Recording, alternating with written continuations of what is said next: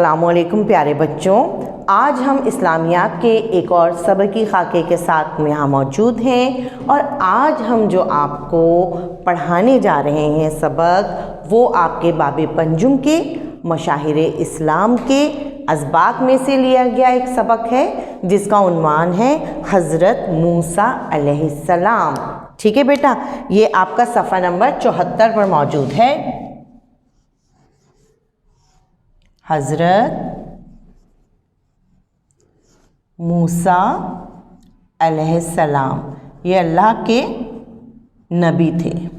ٹھیک ہے، اب آپ کو پتہ ہے اللہ پاک ہم سے اتنی محبت کرتے ہیں، ہمیں اتنا ہمارے لیے انہوں نے اسلام مذہب میں پیغمبران کو اتارا کہ جو قرآن و سنت کو ہم تک پہنچائیں۔ قرآن ہماری واحد کتاب نہیں ہے، ہماری 4 اسلامی کتاب ہیں، آپ کو جیسا کہ پتہ ہے۔ توریت، زبور اور انجیل بھی ہماری مقدس کتابیں تھیں، لیکن جب قرآن پاک آ گئی اور آپ صلی اللہ علیہ وآلہ وسلم پہ اس کو نازل فرمایا گیا تو دین کو مکمل کر دیا گیا ہے نا، اور اس سے پہلے کی کتابوں کو ختم کر کے معطل کر کے قرآن پاک کو مسلمانوں کے لیے رکھا گیا۔ اب وہ کتابیں اپنی جگہ پہ موجود تو ہیں، لیکن ان کو ماننے والے مسلمان نہیں ہیں، ان کو ماننے والے کہیں یہودی ہیں، کہیں عیسائی ہیں، ہے نا بیٹا۔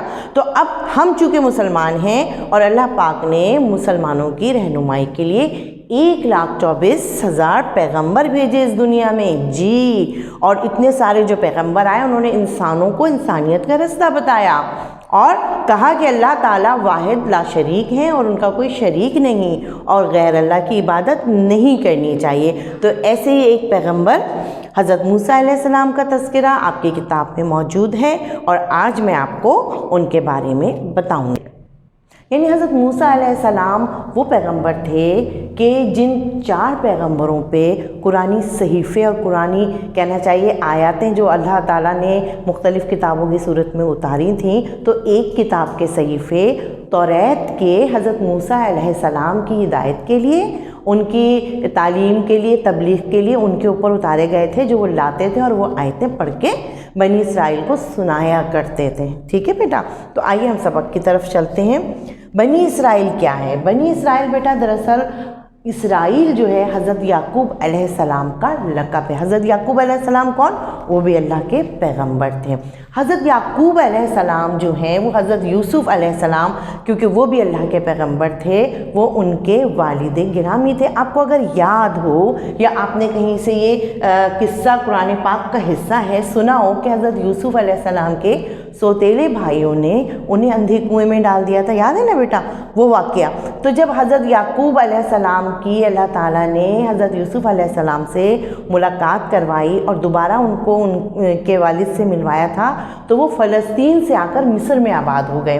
تو جب وہ مصر میں آباد ہوئے اور ان کی نسل آگے بڑھی تو وہ پوری قوم بنی اسرائیل کہلائی۔ ٹھیک ہے، اچھا، اب یہ جو واقعہ ہم آج حضرت موسیٰ کے بارے میں پڑھنے جا رہے ہیں، حضرت موسیٰ کا جو وقت تھا وہ حضور پاک صلی اللہ علیہ وآلہ وسلم کی ولادت باسعادت سے 3,500 سال قبل ہے۔ اب آپ یہ سوچئے 3,500 سال قبل جو ہے آپ صلی اللہ علیہ وآلہ وسلم سے پہلے یہ واقعہ پیش آیا، جو حضرت موسیٰ علیہ السلام کی پوری ایک کہنا چاہیے ان کے جو حالات و واقعات ہیں اس کا تذکرہ قرآن پاک میں بھی ہمیں ملتا ہے۔ 20ویں پارے میں قرآن پاک کے سورت ہے القصص، اس کا ترجمہ بیٹا آپ لوگ پڑھیے گا یا کسی سے پڑھوا کے ضرور سنیے گا، تو آپ کو یہ پورا واقعہ جو میں آج آپ کو یہاں بتاؤں گی وہ اس میں آپ کو مل جائے گا۔ ٹھیک ہے بیٹا، اچھا، جب حضرت موسیٰ علیہ السلام جس زمانے میں تھے اس زمانے میں مصر میں بادشاہوں کو فرعون کہا جاتا تھا، ان کا لقب تھا، بادشاہ لفظ نہیں تھا، متعارف زمانے میں فرعون کہا جاتا تھا۔ اور یہ جو فرعون تھا اس وقت کا جو کہنا چاہیے حکمران تھا، بادشاہ تھا، وہ قبطی جو ہے قوم ہے اس سے تعلق رکھتا تھا، اور چونکہ وہاں پر حضرت یعقوب علیہ السلام اور ان کی نسل آباد ہو گئی تھی نا بیٹا، تو وہاں بنی اسرائیل کی قوم بھی رہتی تھی۔ اب یہ جو حکمرانی فرعون کے پاس آ گئی تھی، بادشاہت آ گئی تھی، تو یہ اتنا گھمنڈی تھا، اس کے بہت محلات تھے اور اس کے بہت باغات تھے، مطلب اس نے کیا کیا کہ سب لوگوں کو کہا کہ مجھے سجدہ کرو، میں تمہارا رب ہوں۔ تو اس نے رب ہونے کا دعویٰ کر دیا۔ اب اس کی قوم کے لوگ تو اس کو سجدہ کرتے تھے، لیکن بنی اسرائیل کی قوم کیونکہ نبی کی اولادیں تھی نا بیٹا، تو وہ اس کو سجدہ نہیں کرتے تھے، وہ اس کو اللہ کے رتبے تک جانے کی اجازت نہیں دیتے تھے، وہ کہتے تھے کہ ہم غیر اللہ کی عبادت نہیں کریں گے۔ اسی طرح ایک دفعہ کاہن، اب کاہن کس کو کہتے ہیں؟ وہ نجومی جو پیش گوئی کرتے ہیں آنے والے وقت کی، تو یہ کیا کیا کرتا تھا؟ ان سے ستاروں کی چال اور آنے والے وقت کا احوال ان جادوگروں سے پوچھا کرتا تھا۔ تو ایک دن ایک کاہن اس کو بتاتا ہے کہ بنی اسرائیل کی قوم میں ایک ایسا بچہ پیدا ہونے والا ہے کہ جس سے آپ کی سلطنت کو خطرہ ہے، جو آپ کو ختم کر دے گا، یا آپ کا جو بھی دور ہے آپ کے خاتمے کا سبب وہ بنے گا۔ اب تو یہ بڑا فکر مند ہوتا ہے بیٹا، اور یہ فرعون کیا کرتا ہے؟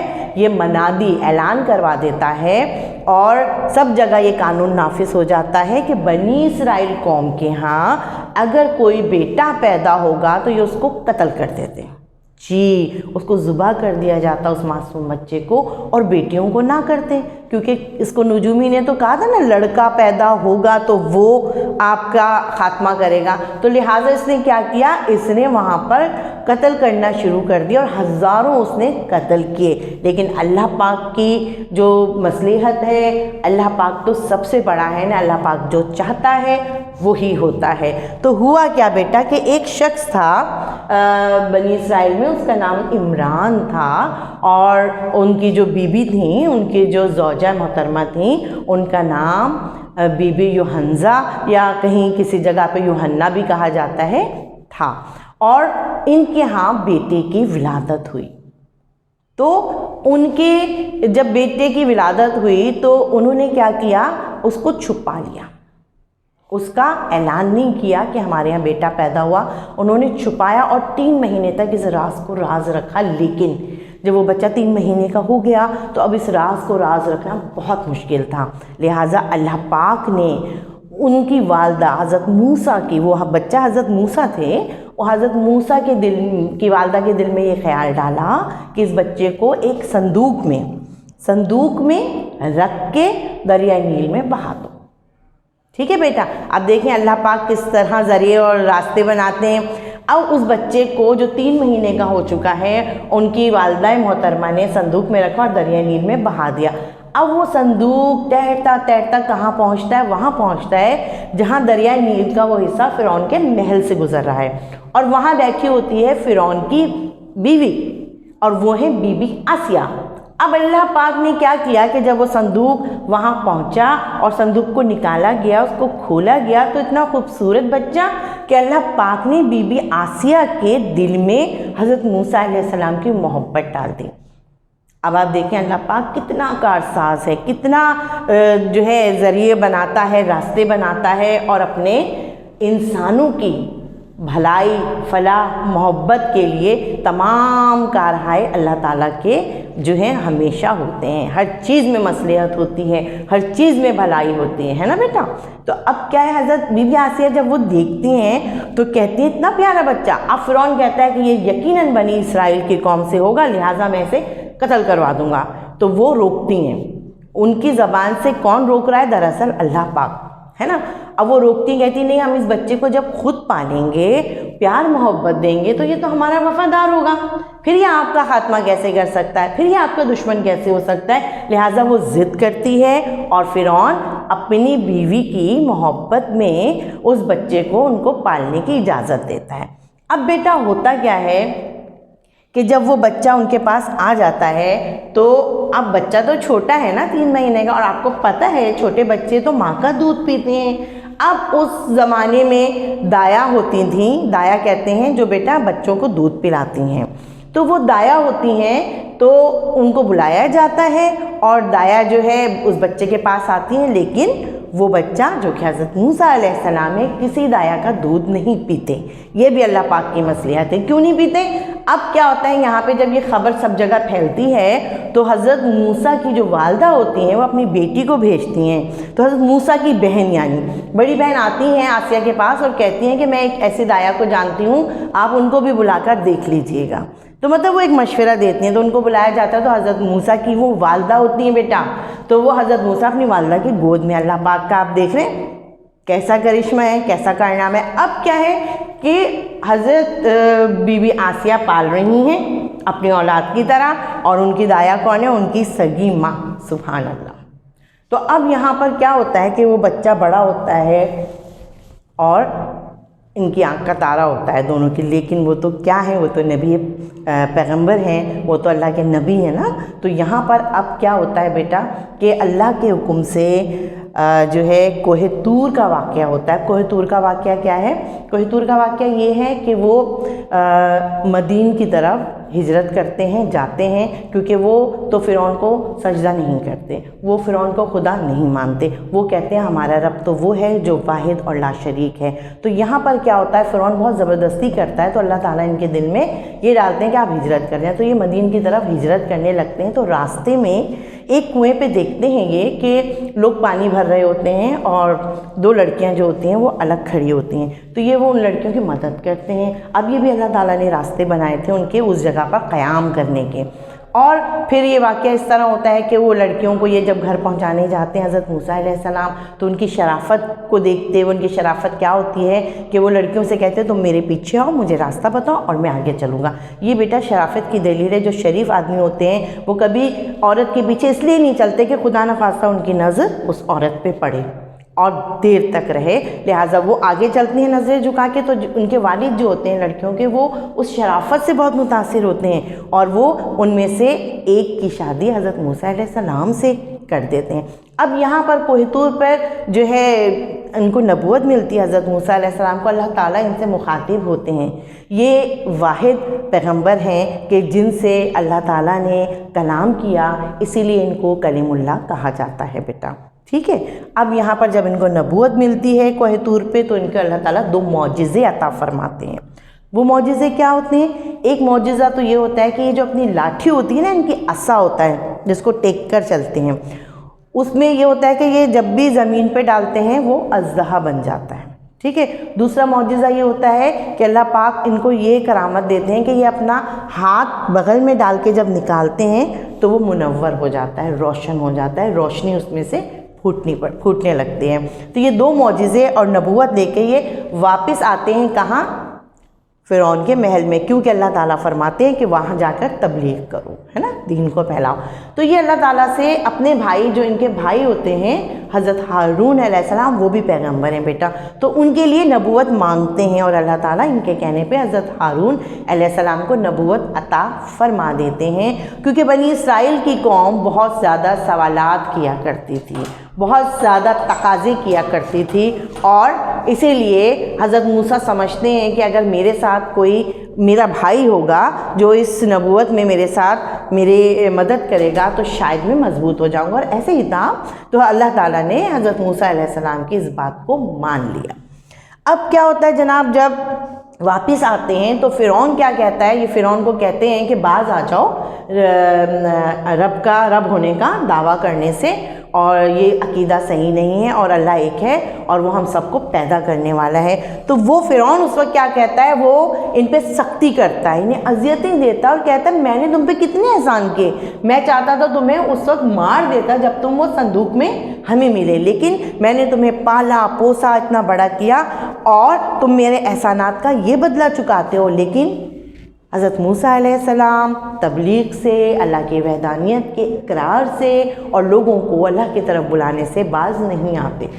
اب کیا ہوتا ہے کہ کہاں میں نے بتایا نا آپ کو، جادوگر کو کہا جاتا ہے۔ تو جب وہ مانتا نہیں ہے فرعون آپ موسیٰ علیہ السلام کو کہ آپ نبی ہیں، پیغمبر ہیں، تو کہتے ہیں تم کوئی اس کا مجھے ثبوت پیش کرو۔ تو وہ جو دو معجزے ان کو عطا فرمائے تھے اللہ تعالیٰ نے، تو فرعون کو وہ دو معجزے دکھاتے ہیں، لیکن وہ اس پہ یقین نہیں کرتا، بلکہ کیا کرتا ہے؟ منادی کرواتا ہے اور ایک بڑی جو ہے محفل سجاتا ہے اور اپنے جادوگروں کو بلاتا ہے اور کہتا ہے یہ موسیٰ بھی جادوگر ہے اور یہ اپنا جادو دکھا رہا ہے، تم اس کے جادو کو اپنے جادو سے توڑ دو، مقابلہ کرو، ٹھیک ہے بیٹا۔ اب یہ سارے جتنے جادوگر ہوتے ہیں جمع ہوتے ہیں اور سارے جادوگر ایک وقت میں اپنے ڈنڈوں کو پھینکتے ہیں اور سانپ بنا دیتے ہیں، अब हज़रत मूसा की बारी आती है। तो हज़रत मूसा क्या करते हैं, हज़रत मूसा अपना असा फेंकते हैं, वो इतना बड़ा अजरहा बनता है अल्लाह पाक के हुक्म से कि वो जितने हज़ारों सांप थे उनको निगल लेता है ना। अब क्या होता है, फ़िरौन तो अभी भी नहीं मानता, क्योंकि ज़ाहिर है फ़िरौन को तो गर्क होना है, उसकी किस्मत में यही लिखा था। अब वो जो जादूगर थे ना, वो समझ जाते हैं कि ये अल्लाह के नबी हैं। क्यों? क्योंकि जादूगर को पता है ना क्या चीज़ जादू है और क्या सच्चाई है, और वो इनके मौजज़ों को भी तस्लीम नहीं करते और इनसे मुकाबला करते हैं। खैर, उसके बाद क्या होता है कि फ़िरौन तो दुश्मनी पर आमादा ही रहता है। तो फिर हज़रत मूसा अलैहिस्सलाम को अल्लाह ताला अज़न देते हैं, हुक्म देते हैं और कहते हैं कि तुम अब यहाँ से हिजरत कर जाओ, मिस्र से निकल जाओ। अब इनकी फ़ौज, फ़िरौन की फ़ौजों का, फ़िरौन के सिपाहियों का, सरकारी अहलकारों का और बनी इसराइल के लोगों का मुकाबला होता है, क्योंकि हज़रत मूसा अलैहिस्सलाम अपनी कौम को लेके निकलना चाहते हैं। वो कौम जो कि कौम बनी इसराइल है, जो मिस्र में रहती है और जिसको वो लेके अपनी कौम को बचा के निकलना चाहते हैं, लेकिन फ़िरौन ने उस कौम पे कब्ज़ा किया हुआ होता है। खैर, इनकी कौम के लोग इनके साथ हो लेते हैं, इनके साथ आ जाते हैं, और जब ये निकलते हैं तो बेटा दरियाए नील बहुत बड़ा एक दरिया है, बहुत बड़ा, ठीक है। और जब ये पहुंचते हैं वहाँ उसके किनारे साहिल के, तो अल्लाह पाक वहाँ रास्ते बना देते हैं। जी, दरियाए नील में रास्ते बना दिए जाते हैं। कहीं पर जो है ये पता चलता है कि 7 रास्ते बना दिए गए, हो सकता है कि कम हो या ज़्यादा हो, तो मैं आपको पूरी बात मुतसद्दी का नहीं बता रही, लेकिन रास्ते बन जाते हैं। अब आपको पता है, आप जब एक जग से ग्लास में पानी डालते हैं तो पानी किस तरफ आता है, नीचे की तरफ आता है ना, ये निज़ाम फितरत है। लेकिन अब आप सोचें, वो समंदर का या दरिया का जो पानी है, दरियाए नील का, वो ऐसे खड़ा हो जाता है, ठीक है, और वहाँ एक रास्ता बन जाता है बनी इसराइल और हज़रत मूसा अलैहिस्सलाम की कौम को निकलने का। अब क्या होता है, क्योंकि रास्ते मुख्तलिफ बने हैं, तो किसी का बाप किसी से जुदा, किसी का भाई किसी से जुदा हो जाता है, घर के लोग अलग अलग हो जाते हैं रास्ते में। तो अल्लाह पाक ने क्या किया उसमें कि खिड़कियाँ बना दी, उन रास्तों पे पानी की जो दीवारें थी बेटा, उन पे खिड़कियां बना दी, ताकि आप गुजरते गुजरते देख सकें आपका भाई वहाँ है, आपके जो है अहले याल या रिश्तेदार, आपके घर वाले दूसरे कहाँ हैं। तो ये अल्लाह पाक की कुदरत है। आपने देखा कि अल्लाह पाक कितने कारसाज हैं।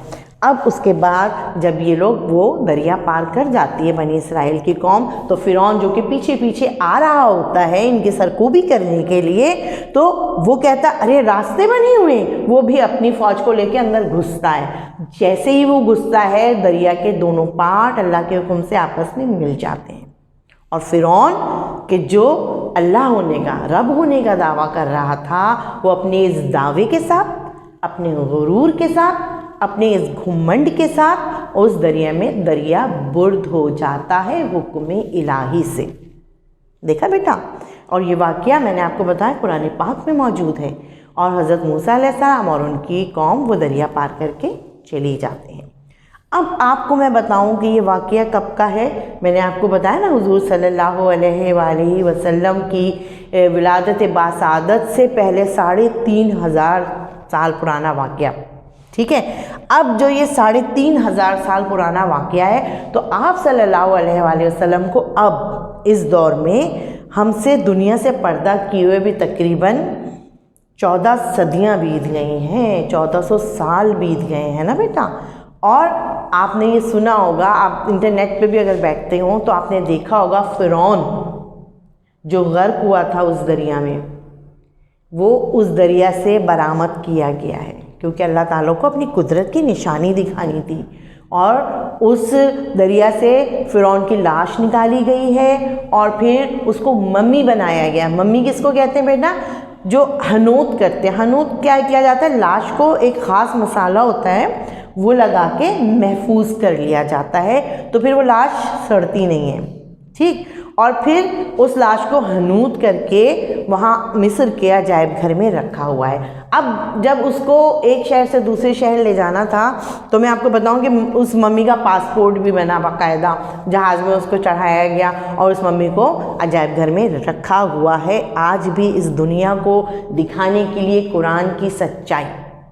اور جو بڑے سائنسدان ہیں، جو غیر مسلم سائنسدان بھی ہیں، وہ اس معجزے کو دیکھتے ہیں، یہ بھی معجزہ ہے نا آج کے دور کا، اور وہ اعتراف کرتے ہیں اس بات کا کہ ہاں یہ اتنے ہزار سال پرانی بات ہے جو یہ لاش برآمد ہوئی، یہ صرف کس لیے اللہ پاک نے ہمیں اور آپ کو دکھایا تاکہ عبرت کا نشانہ بن سکے فرعون۔ ٹھیک ہے بیٹا؟ پیارے بچوں، حضرت موسیٰ علیہ السلام اللہ تعالیٰ کے جلیل القدر رسولوں میں سے ایک رسول ہیں جنہوں نے بنی اسرائیل قوم کو فرعون سے نجات دلائی۔ بنی اسرائیل قوم حضرت یعقوب علیہ السلام کی آل اولاد میں سے ہیں۔ حضرت یعقوب علیہ السلام کا لقب اسرائیل تھا، اس نسبت سے یہ قوم بنی اسرائیل کہلائی۔ حضرت یوسف علیہ السلام سے حضرت یعقوب علیہ السلام آ کر مصر میں ملے تھے اور یہیں پر قیام فرمایا تھا۔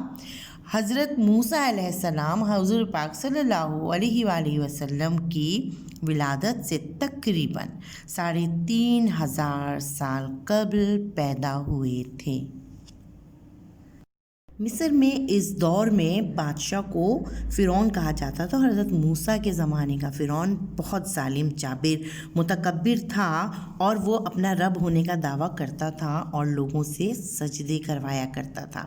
اس کو ایک کاہن نے کہا کہ بنی اسرائیل قوم میں ایک بچہ ایسا پیدا ہونے والا ہے جو تمہاری حکومت کے زوال کا سبب بنے گا، تو اس نے تمام بچوں کو ذبح کروانا شروع کر دیا، لیکن اللہ کے حکم سے بنی اسرائیل کے ایک شخص عمران کے گھر میں ایک بچہ پیدا ہوا جس کا نام موسیٰ رکھا گیا، اور 3 ماہ تک اس کی ولادت کو مخفی رکھا گیا۔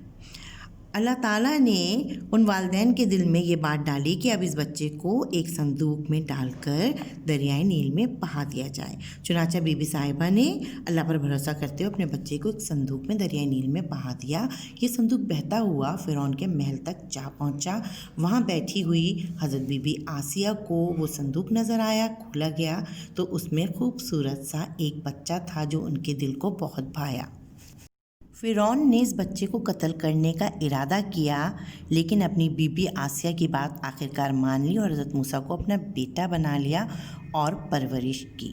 حضرت موسیٰ علیہ السلام جب مدین سے مصر آ رہے تھے تو راستے میں اللہ پاک نے انہیں کوہ طور پر نبوت عطا فرمائی، اور حضرت موسیٰ علیہ السلام کی دعا سے ان کے بڑے بھائی حضرت ہارون کو بھی نبوت عطا فرمائی گئی، اور دونوں بھائیوں کو یہ حکم ہوا کہ مصر جا کے فرعون کو سمجھاؤ جو اپنے آپ کو خدا کہتا ہے، اور 2 بڑے معجزے اللہ پاک نے حضرت موسیٰ کو عطا فرمائے۔ ایک معجزہ ان کے عصا یعنی لاٹھی کا سانپ بن جانا، اور دوسرا جب وہ بغل سے ہاتھ باہر نکالتے تو وہ ہاتھ روشن اور منور ہوتا۔ یہ معجزے دیکھ کر فرعون نے پورے مصر کے جادوگروں کو بلا لیا اور مقابلے کا انعقاد کروایا، اور جب ان جادوگروں نے اپنی لاٹھیاں زمین پہ پھینکی وہ سب ہزاروں سانپ کی شکل اختیار کر گئیں۔ حضرت موسیٰ نے اپنا عصا پھینکا، وہ اتنا بڑا اژدہا بنا کہ اس اژدہے نے تمام سانپوں کو نگل لیا۔ جادوگر یہ معجزات دیکھ کر سمجھ گئے کہ یہ جادو نہیں بلکہ اللہ تعالیٰ کی مدد ہے، اور وہ تمام جادوگر اللہ پاک پر ایمان لے آئے۔ ان جادوگروں کو فرعون نے دھمکی دی کہ میں تمہارے ہاتھ پاؤں کاٹ کے سولی پہ لٹکا دوں گا۔ جب فرعون کے ظلم حد سے بڑھے تو اللہ تعالیٰ نے حضرت موسیٰ علیہ السلام کو ہجرت کا حکم دیا، اور وہ بیت المقدس کی طرف بنی اسرائیل قوم کو لے کر چل پڑے۔ فرعون لاکھوں کی تعداد میں فوج لے کر بنی اسرائیل کے بالکل قریب پہنچ گیا، اور بنی اسرائیل کے لوگ فرعون سے ڈرنے لگے۔ اللہ کے حکم سے انہوں نے اپنی لاٹھی دریائے نیل پر ماری، اور دریائے نیل 2 ٹکڑوں میں تقسیم ہو گیا، اور حضرت موسیٰ اور ان کی قوم سلامتی کے ساتھ اس جگہ سے گزر کر پار چلے گئے۔ لیکن جیسے ہی اس دریا کے بیچ میں قدم رکھے، دریا اللہ کے حکم سے برابر ہو گیا، اور فرعون اپنے لشکر سمیت دریا نیل میں غرق ہو گیا۔ اور کئی سال گزرنے کے بعد اللہ پاک نے فرعون کی لاش کو دنیا کے سامنے عیاں فرمایا، اور آج اور رہتی دنیا تک عبرت کا نشانہ فرعون کی یہ ممی یا لاش ہے، اور لوگ اس سے عبرت حاصل کرتے ہیں۔ تو بیٹا اللہ پاک نے اس طرح حضرت موسیٰ کے ذریعے بنی اسرائیل کو فرعون سے نجات دلائی۔ بیٹا یہ تھا ہمارا آج کا سبق حضرت موسیٰ علیہ السلام۔ یقیناً آپ نے ان تمام حقائق کو اور قرآن پاک کے ریفرنس کو بہت اچھی طرح سے سمجھا ہوگا اور دیکھا ہوگا کہ اللہ پاک ہمارے لیے ہم سے کتنی محبت کرتا ہے، اور اللہ پاک کے جو پیغمبر جو اس دنیا میں آئے 1,24,000 انہوں نے ہمیں دین پہ اور سلامتی کے راستے پہ چلانے کے لیے کتنی جدوجہد کی۔ تو بیٹا بس یہی دعا ہے کہ اللہ پاک ہمیں اپنے دین پہ قائم رکھیں، مضبوطی سے پکڑنے کی توفیق عطا فرمائے۔ آپ کو اس سبق کے تمام مشقی سوالات کرنے ہیں اپنی کاپی میں۔ انشاءاللہ تعالی پھر ایک نئے سبق کے ساتھ ملاقات ہوگی، تب تک کے لیے اجازت دیجیے۔ اللہ حافظ۔